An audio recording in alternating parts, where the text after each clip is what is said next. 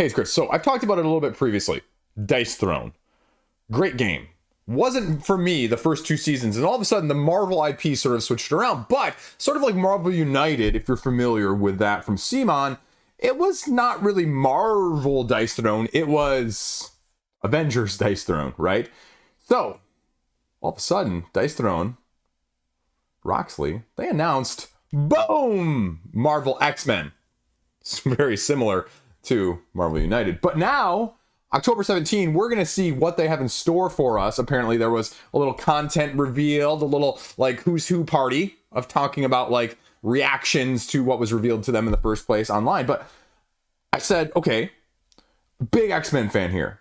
Give X-Men, all of my love from growing up, from the comic books, from the 90s cartoon, which is getting a remake, and a little bit of everything along the lines. And, Marvel United X-Men as a great dive into not just your, this level characters, but some cool ones otherwise. And so I said, okay, let's speculate here. Let's go. They said there's going to be 8 characters. Potentially. Supposedly at this point. 8 that I would love to see versus the 8 I think we're actually going to get. Because it reminds me very much, again, of Marvel United. The core box of Marvel United, right? Like, they're going to play heavy on the mass market, I think, from that side of things. So, which one of these is going to be truer? Well, to be frank, I know which one I want, but I also know where so let's go. Now, a little bit of speculation here, but the other thing with this is, right, you have to have cool characters that also can have abilities that can make them kind of cool in how they're going to be interacting and doing stuff different as a 1 versus 1, free for all, whatever your preferred mode is in Dice Throne in the first place. And so therein lies your dilemma, right? You can't just pick, all sorts of things. There's a little bit of parameters there. But I said, okay, what are 8 characters that I would absolutely love to see? And interestingly enough, I think we're also going to see a lot of overlap, potentially, with what FFG has done recently with the Marvel license and Marvel Champions with the X-Men line of things that they're running through currently as well. Now, that's in a preamble. That's not why you tuned in. So, number 1, what do people want? What do I think would be most exciting? Well, Marvel Champions just did it, right? Simpsons just did it. Deadpool. Deadpool is on the top of a lot of people's list of just the crazy combat, the crazy unicorns. He's got like this pet demon cat in the comic books right now. Just all sorts of cool stuff that you could see Deadpool doing, in terms of a fourth wall breaking meta style scheme. I have no idea. But the possibilities from a Deadpool side of things are absolutely endless, which is why I think he's on a lot of people's lists that are speculating and wondering and hoping. Easy, number 1. Number 2 also lends itself very well. Not as, deep, not as widely known, but again, 90s nostalgia, right? Throwing cards. You got Gambit. Kinetically charged based mutant where he throws stuff or touches stuff and throws it and it blows up, essentially. Right? Speaks for itself in terms of what you can do mechanistically of charging stuff, throwing stuff, blowing stuff up, collateral damage that can go along with that. And that's why, again, another easy pick for, someone I'd love to see because I think he's also highly underutilized. Number 3 is going to be sort of similar along the same way. Someone you could do a ton of stuff with is Omega level in terms of power, just, like Omega being the highest level of mutant power that there is. The strongest of the strongest. Storm. And you're wondering, maybe, Chris, why isn't Storm on the original, what you think is actually going to be on the 8 list? Because when you think of Storm is not usually one of the first half a dozen or so, unfortunately. When you think of the originals, unfortunately. And so that's why I could see, but all of the crazy weather powers, you could have anything weather-wise. Again, different ways to do it. And that's what she brings, variability in just a different dynamic with manipulating the weather, anything that could go along with that period. So that's why it's another easy pick from there. Then we're going to go slightly differently. And this is where you're starting to see a little bit of overlap, but a little bit of difference as well from Champions. The obvious, spoilers, foreshadowing, right? The obvious is the guy with the claws, right? The most obvious of them all. But we're going to go slightly differently because Marvel Champions said, we're going to give you both.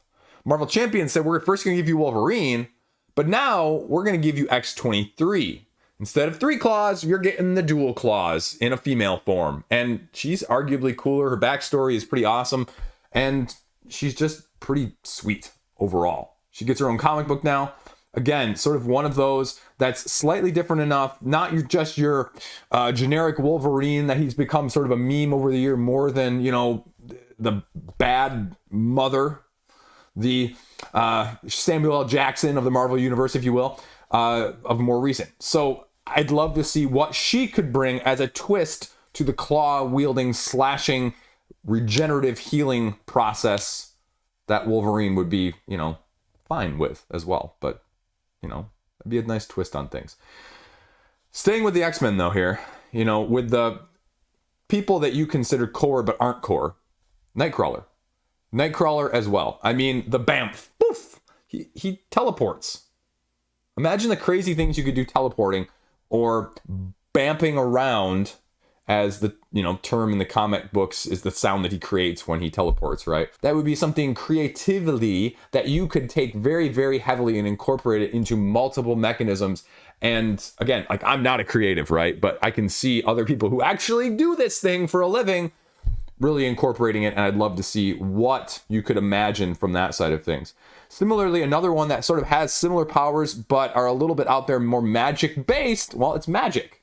Colossus's sister, controller of the demonic realm of Limbo, magic based as opposed to necessarily purely mutant based in her powers, with a freaking cool, amazingly strong sword as well to go along with it. So again, sort of a spin, a different spin, the other side of the coin from someone, say, like Scarlet Witch, but very similar incorporation of her powers just being kind of crazy and magical based. Again, someone on the short list that I would love to see as somebody different, digging a little bit deeper into the pool rather than just skimming the surface. But I can see why, again, she's not as mainstream, although the Hellfire Gallery and the Fall of X right now in the comic books is definitely giving her more of a presence as well. Kitty Pryde, again, speaking of Fall of X, where she is being highlighted, whether or not you do her as Shadowcat or you do her as her ninja style of things, which she's going through in the Fall of X right now, whether or not you have her dragon contemporary pal as well,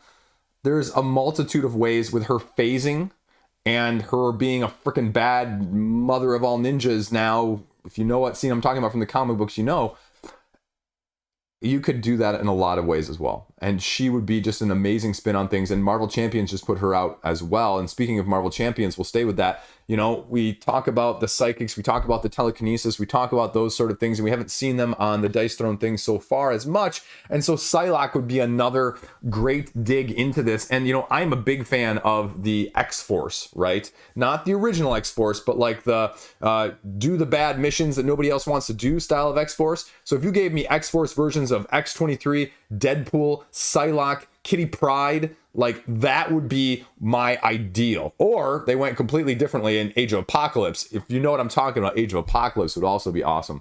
But Psylocke as sort of, you know, a psionic, if you will.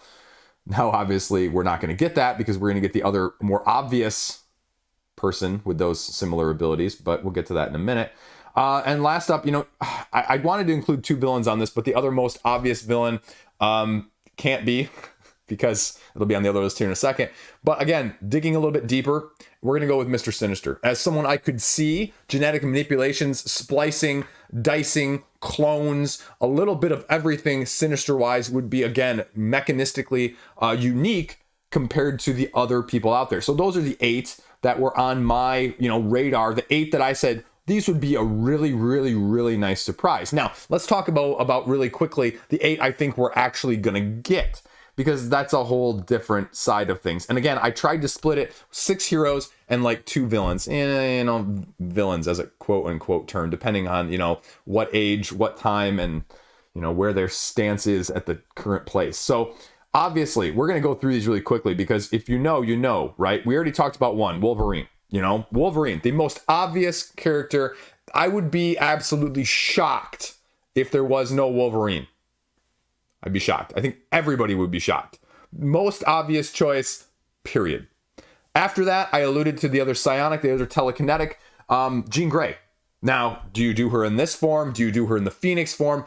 I don't think you can do Phoenix form. It's a little bit too OP, a little bit too overpowered, as my kids would say. You know, just that'd be awesome. I think she would be someone that would be anticipated as well as the core X-Men. And let's just stay with the core X-Men right now. Cyclops. This dude's been done dirty over all of the shows, all of the comic books, all of the video games. This guy has never had a good break of it. Even Marvel Snap screwed him over when it came out. They gave everyone else great things, and he's just like super plain Jane. And man, that guy is due. That guy is due. He is always the fall guy. He's Professor X's fall guy. He takes the blame for everything. He's the martyr, and he's just constantly being thrown under the bus. Give him some kudos. I think we're going to see him as well, but do him right. Do him solid, Dice Throne, please. Speaking of him, though, Professor X. Again, telepath. I mean, the most powerful, one of the most powerful there is. I mean, as another incredibly obvious choice. Incredibly obvious choice. I can't really say anything else. I don't know how his other mechanics or powers would tie into this, because he is more limited in the mind manipulation side of things. That's really his one tried and true, right? But you can take that for what it is. And again, I'm not creative, but there are people out there, and that's why they get paid to do this. The other one, obviously on the team still, we're staying with the team, Iceman. Iceman, again, another Omega level mutant, manipulating all the ways you could do with ice, water, and everything else in between. Obvious. He's getting a big run right now in the comic books, and I could see him also playing a role, but he hasn't really shown much up on the movies and the screen side of things. So I could also see him being ignored as one of the few that hasn't really ever shown through in those aspects. The other one going along with that team as well, you got to stay with the team, right? And if it's not Iceman, we'll slash Iceman here. Archangel. You know, could you have him flipping back and forth between good and bad? I'd say probably not, but I'd say you're going to get one of them. If not one or the other, I'd say Archangel at this point, because you can do more with his powers as a horseman of death in that form, because of his metal wings, because he can shoot stuff, because he's just got better speed and powers overall and regenerative ability. But he goes back with that X-Force theme that I went back with earlier on the wish list, but I don't see him necessarily being there, which is why also the other one that goes along with this is Beast. What form? Well, I mean, I think it's the blue form. I think it's the blue. Everyone's familiar with form. Again, agility, strength, mind, cunning, a little bit of the smarts, whereas, you know, none of these other characters are necessarily known for that aspect of things. Genius level intellect. So we can see that going as well. And last two up here, again, the obvious choices, right? The obvious choices for your villains or your antagonists, if you will, depending on the scenario. Well, Magneto. If we're going to talk about Professor X, Magneto is by far and away the stand above all else, head and shoulders villain.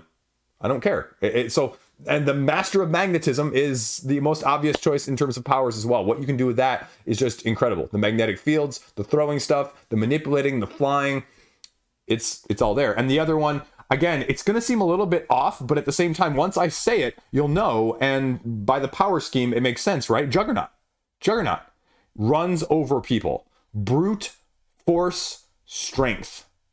Just brute force cracking your opponent over their head. You know, that's obvious when you say it, right? And that's why I could also see being something like that included, because it's got the recognition, but it's still slightly askew from the totally predictable as well. So those are my 8 on each side, plus or minus. What do you think? Am I wrong? Am I right? We're going to see in a little over a month kind of where Dice Throne has in store for us. And I'm guessing they're going to leak stuff even before then. So we're going to know most of the stuff even before the campaign. But I'm super excited because I love X-Men. Dice Throne has been a rising star in my collection. And so I can't wait to see what else we have in store. So there you go. Stay classy. Thanks for watching. See you around.